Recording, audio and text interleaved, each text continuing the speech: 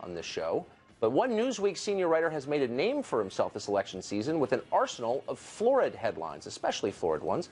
His name is Kurt Eichenwald, and he joins us now. Kurt, thanks all for coming on. Thanks for having me. So I've been reading your stuff for, 20 years probably. But in the last year, I've noticed an increasingly, I think it's fair to say, partisan turn from you. And so I looked up your bio, and it describes you as a senior writer at Newsweek, which suggests journalism. Do you believe that you're practicing journalism? When did you stop beating your wife? What are you talking about? Well, I'll show you what I'm talking about. I read your Twitter feed, and this is the kind of stuff I'm reading on it. At one point, you ask of conservatives, why do they hate America? You describe Trump as, quote, stupid and lazy. You refer to dumbass Trumpers. You say this to Kellyanne Fitzpatrick. F you. You say this to Trump voters. Hold on F here, yourself. Tucker. I mean, one of the things I want to make sure of, you have a real habit of taking a lot of things out of context. I can read you the tweets. And so if you're going to talk about a tweet, let's talk about a tweet. Read me what it says, and we can talk about it. But let's not just sit here and take a couple of words here and there. Now, if you're talking about the would you want me to read you some of your tweets? Read me one. Let's talk about the one that bothers you the most. Well, I mean, there are a lot, and it's not that they bother me. But I can't answer a question about a lot of tweets. Give me an answer. Give me a question. Well, you're entirely entitled to your opinion. My only point is that you ought to label yourself as what you are, which is an advocate. And so you say things like this. How can Trumpsters defend a president-elect? Let's stop for a second. You won't give me an example. I'm trying to give you one right now. Then give me... Here, you know what? Let's play the game another way. I spent a little while just sort of doing some research on you. Why don't you answer? Let me ask you this question, if you would. Tucker Carlson falsehoods. Okay. And I can sit here and I can read them to you one at a time. I appreciate it. And we can talk about what you have to say. That's pretty good. Or you can give me an example of what you're talking about. Well, I'll give you a perfect example. You wrote this on September 12th of this year. You said, this is a tweet, I tweet so many attacks on our bad, lazy work of the press, I doubt I'll ever be voted to win a journalism award again, which is also a humble brag, by the way. But the next day you say, quite ironically, and I'm quoting, I believe Trump was institutionalized in a mental hospital for a nervous breakdown in 1990, which is why he won't release his medical records. Do you see a little irony that on one day you're criticizing the press for being lazy and inaccurate, and the next day you yourself are being lazy and inaccurate? Let me give you what the question is the journalist would ask. A journalist would ask the question, why did you send that tweet? I will answer it for you now. I've been covering Donald Trump. I started writing about him in the late 1980s. At that time, I obtained his medical records from his real doctor, not from this guy who sent out a medical report then. It showed that in 1982, he was given a very heavy prescription for an amphetamine derivative, and he remained on that prescription for many years. I knew from people inside the Trump organization that they were deeply concerned about his condition, that he was getting reckless, that he was getting impulsive, that he wasn't sleeping, that he was speaking with these sort of great variations of grandeur, that he could do anything. And in 1990, because he did so many deals that were so reckless, his whole empire was going into bankruptcy. And he was going through a divorce, and I was told that there was, and now, let me say, I'm talking about reporting process.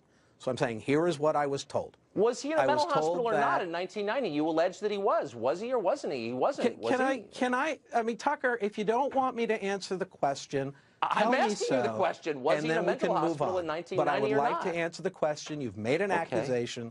Let me answer. No, I read your tweet. So in 1990, I was told that there was essentially a breakdown. I'm giving reporting process here, okay? Clearly, I didn't print it. I also thought Trump was a private individual and that it didn't matter, you know. Well, you printed it right here. And that and this was as a result of the amphetamine derivatives that he was taking.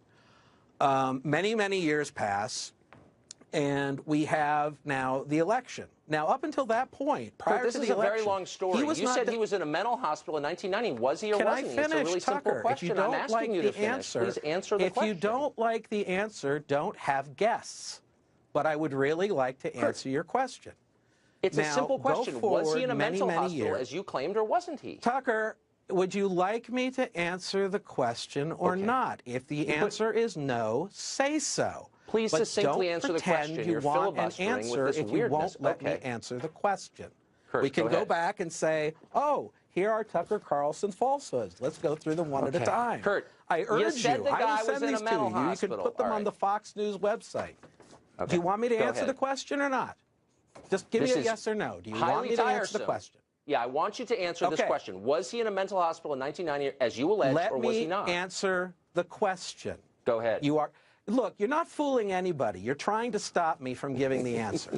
So let me give you the answer. This is a little nutty. I got to be honest. I'm asking you a very I've also noticed question. earlier this week you take people off the air when you don't like what they're saying. So let's Kurt, keep me on the air. time. Let's finish this. You're making accusations against me. I have the right to respond. I'm reading what you wrote. You described Trump as a, quote, paranoid, unstable nobody man. is getting fooled by this. You're not letting me answer the question. Okay. So I think let's that go you're humiliating yourself by your unwillingness to answer a simple question. So please answer it. I am trying to answer the question. Do you have evidence he was in a mental hospital in 1990, or don't you? Reality is not always able to give you a yes or no answer. If you don't, look how much time we are wasting with me trying to say, let me answer your question, and you refusing to allow me to do it. I'll go crazy. So I will continue. All right. What happens then when we get to I begin to see Trump's behavior got very normalized in the 2000s. During the presidential election, I begin to see the same behavior, the impulsiveness, the lack of sleep. I mean, that's the same thing that he was doing. This is just stupid, Kurt. I'm sorry. Nobody's getting anything out of this. I'm asking you a plain question. You're not answering. You're filibustering. Let's move on to something else. Can you stop? This is not interesting. No, Tucker, let me ask. I am not allowing you to make an accusation and then I'm not making an allow accusation, me to Kurt. That is obscene. It is not asking you to substantiate a claim that you made. If you want to have a dialogue, don't have guests. So Can I just ask you one last question? And nobody's getting fooled. You're trying to stop. How can Newsweek employ you as a reporter, Kurt, when you're throwing lines like this around that are untrue, that you can't substantiate, when you say to the president's spokesman, F you, that's not the behavior of a reporter. Okay, let's go here. Let me take one for you. How can Fox News employ you? You really want to do this? Do you really want to play this game, or do you want me to answer? Performance art. I've never had an interview like this in my life. On Newsweek.com if you want. I can tweet it all out if you want. I'd like you to put it up on the Fox News website. Or you can let me answer your question. I think you may be coming undone, Kurt. How about this? I'm going to give you 30 seconds to answer this question. Do you have evidence that he was institutionalized in a mental hospital in 1990? Still on 30 seconds. Now, okay, I will say this, because it's a message I've got from people from the CIA. I know a lot of officers. I know a lot of agents. I've been in their homes, and they're really delivering this to you and to Donald Trump. These are people who have sacrificed a lot for this country. They go through into the CIA every day. They walk past that wall with 117 I get it. What's the message? Stars. If you're going to say that we can't talk about the fact that there are 117 patriots whose lives have been lost serving this country, that's fine. I'm starting to have concerns about you, Kurt. Right now, tell me what the secret message from the CIA is. Who are putting their lives on the line, who are to be sources of information for the CIA. That information is coming in. That information is then being put together by analysts who are not well paid, and they do very hard work, and they do it because they are patriots. I'm sorry, we're out of time, Kurt, and I don't mean this in a cruel way. I would have real concerns if I were one of your editors, and I mean that. I'm not calling anyone a liar, but I am saying I'm concerned about your behavior on this show tonight. But thanks a lot for joining us. That's because you won't let me answer your questions. I don't think anybody's fooled. Thanks a lot, Kurt. I appreciate it.